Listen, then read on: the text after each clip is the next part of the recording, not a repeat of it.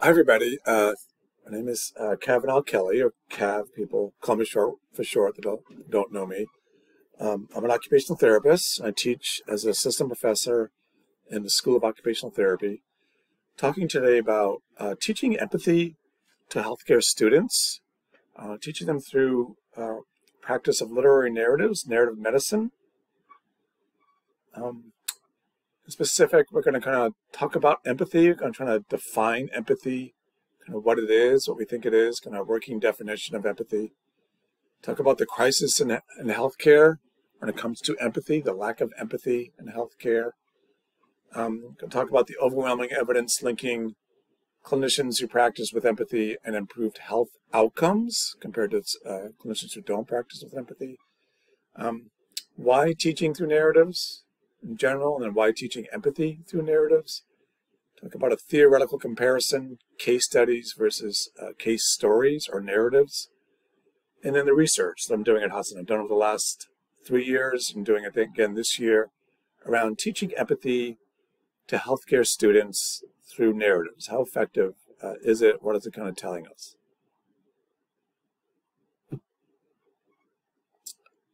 Defining empathy. I think if you asked 10 different people what they thought empathy was, you probably get 10 different answers. The literature is the same. It's just all over the place. We're going to think of empathy around these 4 different concepts. Theory of mind, which is kind of cognitive empathy, mentalizing, or kind of educated guess of what you think somebody else is thinking. Emotional resonance, I think that's kind of what a lot of us think of with empathy, kind of feeling the emotions of another person. Emotional regulation, this is huge in healthcare, in terms of setting up appropriate barriers. We don't want to be too emotionally engaged with our clients.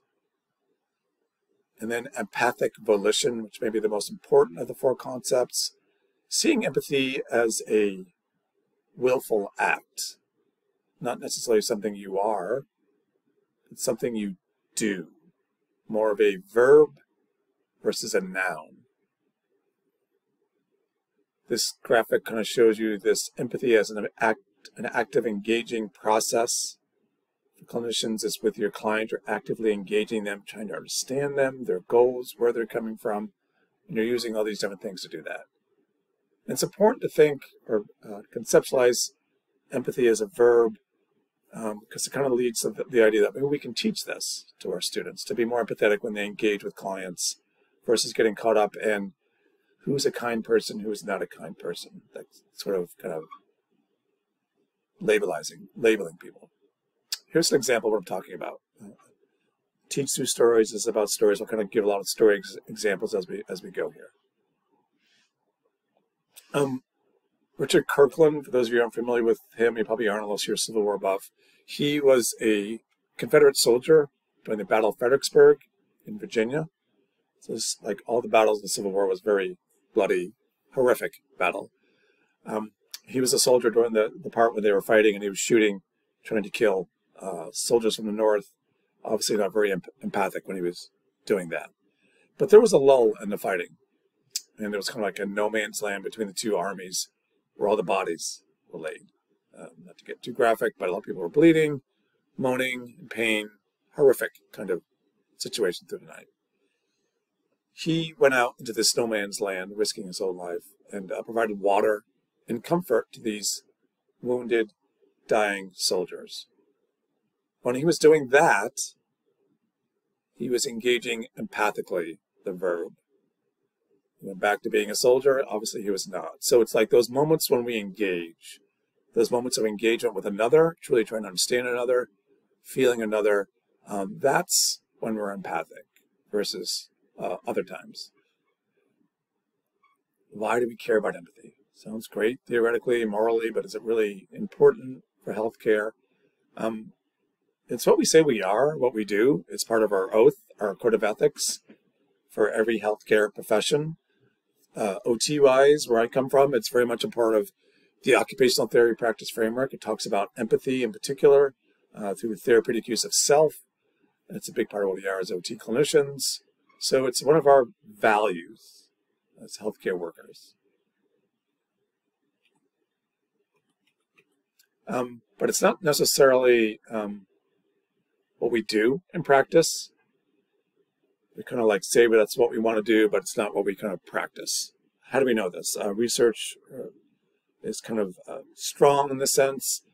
There's something called the 11-second visit. They've kind of researched how long does a doctor take before he interrupts you. You've all experienced this when you go to the doctor. Usually they're in incredible hurry. They're thinking discharge the second before you even open your mouth. They want to cut you off, write a prescription, give you a med, give you a referral kind of thing. Surveys of patients. If you ask patients, nurses and therapists and counselors, are they really empathetic? In a lot of cases, they're saying we're not. We're more focused on the needs of the institution, reimbursement, discharge, our little drop-down valves that give us our little choices, ADLs, gait, that sort of thing. Not really listening to the unique needs of each particular patient. Surveys of occupational therapists themselves, over 600 therapists in one survey, said they didn't feel like they were really prepared to teach empathically in practice. It was taught as a value, but nobody really told us how to do it. And then COVID has really made everything worse in terms of empathy. So it's a trait, it's a value, but it's not what we're doing. It's like this incongruence kind of in values, as Gupta and Trav said in their study. It's what we want to do, but it's not what we're actually doing in a lot of cases, and in increasing cases. But again, why do we care to do it? It's a value, but is it really effective when we're out there? The evidence overwhelmingly says that it is effective. It is evidence-based practice. To practice empathically is evidence-based. To not practice empathically is not evidence-based. Over 1,000 different studies I could show you in one book, Systematic Reviews, showing that link between greater empathy, better outcomes in pretty much every health category. It also reduces visits, medical errors, in terms of the reimbursement money model that we're all involved with, the reality of what we're involved with. It's very effective. Patient satisfaction, more client-centered, reduces clinician burnout. It's done in the right way. And it can be very timely. That's kind of the argument. I don't have the time for that. Actually, you do. It doesn't take just a matter of seconds. And it's going to keep them from coming back, going to make you more effective, get them better faster. And I'll give you a graphic example of that recently, that practice. Here's the example. So this is just recent. Probably a lot of you may have already heard about this or saw about this. There was this young man that went to a hospital, Mercy Hospital, I believe it was in Portland. He had a rash on his leg. It wasn't a classic bullseye, but a rash. He had symptoms of the flu, lightheadedness. You would think instantly Lyme disease, but this ER physician obviously did not take the time to truly listen to his patient, to truly engage with his patient empathically. Gave him some kind of ointment, I understand, for his rash, sent him home. He got sicker, came back, said again, it's not Lyme, we're not even going to test for it. Take this, go home. He gets sicker again. This time he goes to Maine Med. They say, sounds like Lyme disease, listening to this person. And we're going to give you a Lyme test. Came back positive. We're going to give you antibiotics. Great. Too little, too late. He ended up passing away. Lost his life. Sued Mercy, won $6.5 million. This is just one of a zillion examples of what we're talking about here.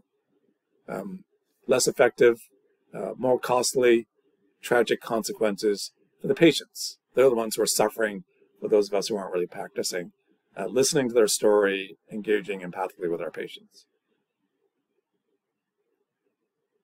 The evidence, Trzoska Mazzarelli said this after the systematic review of over 1,000 different articles supporting this.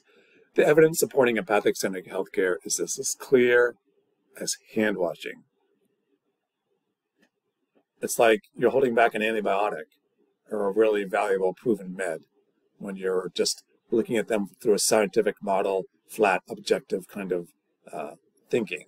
And this is kind of thinking, I think, in a lot of cases that we really emphasize in school to the exclusion of all else. It's not bad by itself, but it's not bad, but it is bad by itself, I guess is what I'm saying. So empathy is important. We need to teach it to our students, get better at that. Why through narratives? Why that approach? How do our students think? How do we think? We think in stories. We organize, conceptualize, make meaning of the world through stories. Anecdotally, the evidence is everywhere. What are you going to do tonight? You're going to go home, you're going to watch Netflix or something else. It's a story. You're going to watch the news. How is the story presented? As a series of stories. You may watch sports. How are sports presented? As a series of stories. What are you going to do when you go online? You're going to go to Facebook or whatever it is that you do, social media-wise, and you're going to tinker with a story about yourself online. You may view other stories about themselves online. You may watch a podcast. We're overwhelmed with stories, I think, more than ever. Give you kind of like a scientific example of that. I did this study way back, 1915 or so. They were first exploring animation, and what they did was, I think it was like 30 people or so, and they showed them this animated kind of thing on the screen, out of like a box, square, and a circle, and they just kind of moved around randomly. And they asked the people, what'd you think of what you just saw? 2 people said random movements meant nothing. The majority of them, over 20 people, said, well, kind of reminded me of my mother-in-law, the way she's kind of coming into our house, interfering with our life and our marriage, or it was kind of like this, or kind of like that. They made a story out of what they saw. What does this tell you as teachers? What are the students doing as you spew out all these facts? Their brain is trying to organize it into some kind of story. Looking at the stories of the past, that sort of thing. So we really need to kind of teach in stories. This, again, is kind of a whole separate lecture. Talk a little about this, how to do this. We think in stories, we need to teach in stories. We also learn through emotion. Amorto Yang, well-published neuroscientist around the idea of education and the brain-based kind of learning. She said, this quote that I love, she says, we feel, therefore we learn. What is emotional is what we remember. What is not emotional is what we don't remember. What is relevant and emotional sticks. That emotional story, that emotional documentary, that emotionally presented narrative-based kind of lecture is what sticks with the students. The facts, the straight facts that they need to know for their board exam, that they need to know for their practice, generally speaking, goes in for the exam and goes out. Can't tell you how many conversations I've had with my students about stories they read 2 years ago, 3 years ago, still in their brains. Oh, Cav, remember that story you had about this? Or the thing that the therapist did in that story? They remember that. They don't remember a lot of what else what I taught them, but they remember the stories. That emotional connection, that story-based thinking connection. Thirdly, maybe most importantly, we base our decisions on the emotional stories of the past. We make decisions based on emotion and facts.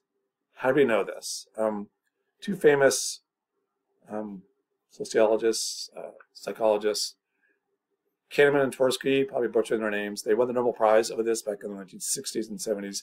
They did this series of definitive studies around how people make decisions. And they went right to the top. They said, well, how do people who run Wall Street, the people that run our 401ks, how do they make their decisions around money? I mean, they're money people. They just base it on the trends of the stock market, right? And all these different numbers. They're number of people, right? That's what they do, you would think. What about surgeons, ER physicians? Don't they base their decisions on MRIs and X-rays and blood tests? Do they? They found that they necessarily don't.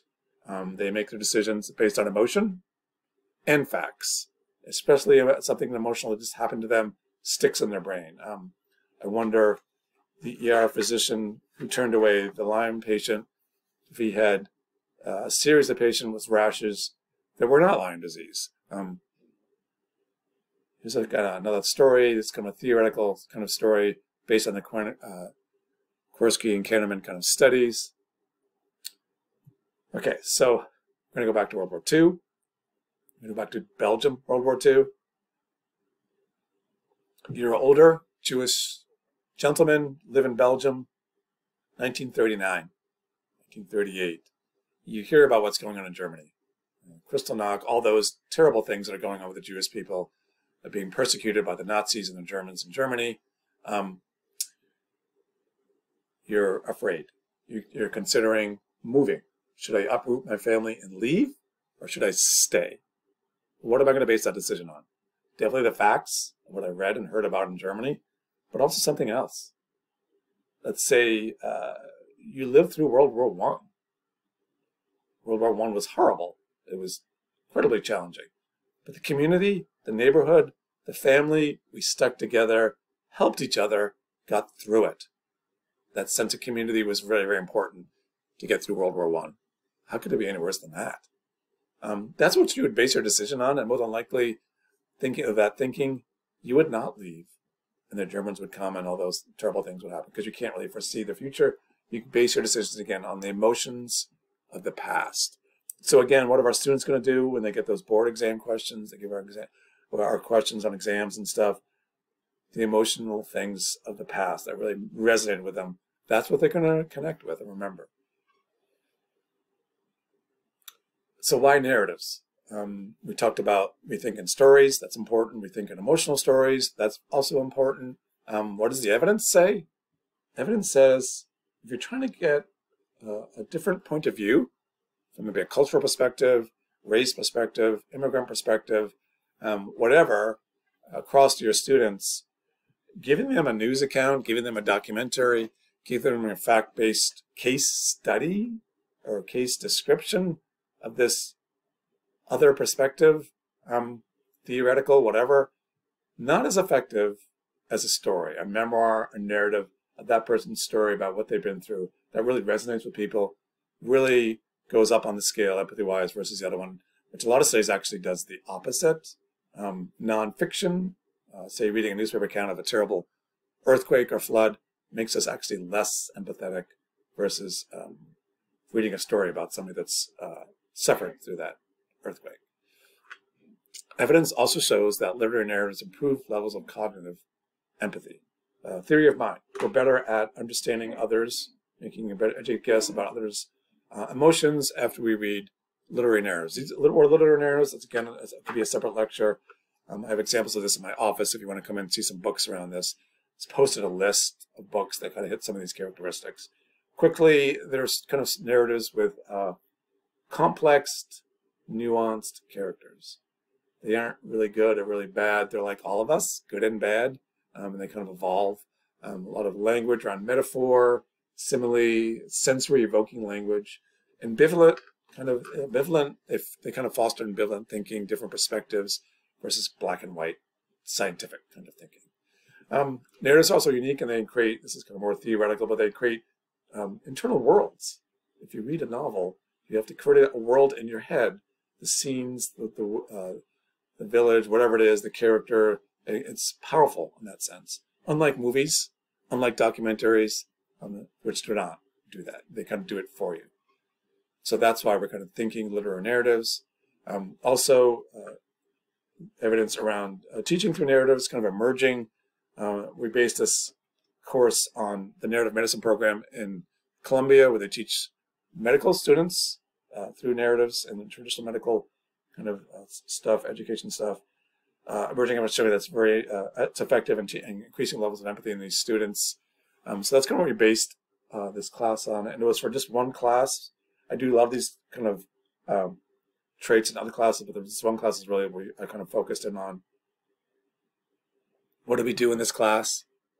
We obviously read literary narratives. Some of them were very short, just a couple paragraphs. Some were longer, a story, 6 to 8 pages. Some were novels, or novel excerpts. They all had health-related themes around the content I was teaching. So we kind of read them, reflected, kind of discussed them, applied this to OT concepts. How do we do that? There's something called the occupational profile, which is a big part of OT. We applied that to the stories. 3-story assignment, narrative reasoning, Magdalene Fleming, A lot of big research showing effective OTs use narrative reasoning, seeing their patient as this unfolding story, taught them how to do that, and they apply that to these stories they read and stories and their actual patients and simulation, that sort of thing. Experiential learning, kind of traditional problem-based learning. You have your problem list and your measures and your interventions and goals. Do that with the stories. And then the simulations like we talked about. I think it's very important to realize the way I applied this to this class is it wasn't separate. Traditionally, this medical humanity stuff is kind of separate, like a general ed class that they take before, and it's not really important now. We're really learning how to be a therapist. You don't want emotion anymore, kind of thinking. So it doesn't subvert, doesn't replace, doesn't push aside. It's intertwined. The content, everything we did was aimed at our course standards. So it deepens your understanding of course objectives, doesn't subvert them. And in particular, the teaching through narrative facilitates this idea of how the students think as a story. The lecture itself, as with all my lectures, start with a story with a tease to it, and then we kind of give the facts, and we finish the story at the end. Everything is kind of like a beginning, middle, ending. It's set up like a narrative itself, the lecture. Therapeuticus itself, a big OT thing. Again, it's this idea of emotional engagement, genuine dialogue with your clients. Emotional intelligence. I think a lot of teachers, especially healthcare teachers, run from emotion. They want to push it out of the way. It's too time consuming. They don't want to get into it. But in my mind, it's huge because it's a huge part of healthcare. We do things with emotion. Everything is about emotion in healthcare. They're going to be dealing with very traumatic kind of client situations, that sort of thing. So we need to embrace that. They need to kind of understand how to kind of deal with those emotions they're going to be dealing with. And they need to understand how to emotionally engage with their clients in kind of a healthy way. Stories are great for that. Social determinants of health, cultural awareness, all these kind of alternating different points of view are a big part of this narrative reasoning. Clinical reasoning, problem-based learning, we talked about that. It just deepens this to a different level, makes it more impactful, makes your teaching more effective. It all gets at this idea of consilience, which is a combining of art with science. Again, we're intertwining the two. We're not separating humanities and medical training like it's traditionally done. Here's a kind of theoretical comparison based on a lot of the research around kind of what case studies do, like we talked about, fact-based kind of things actually been shown to decrease empathy. Maybe this is why our clinicians are coming out saying they're not prepared, they're practicing without empathy. That's, in a sense, how we're training them to practice, even though we say it's not how we want them to practice, kind of like more like do what I do versus do what I say kind of thing. And this kind of lines it up. There's also a handout that compares these two, gives you a case study, shows you a case story, and it shows what I do mostly, which is combine them both together. This kind of shows you, case studies are very valuable, and I use them. Case videos are very valuable, great tool, we all use them in our program. Sure, a lot of you do as well. Not saying throw them out. I'm saying you can make them more effective by adding these emotional narrative kind of components to them.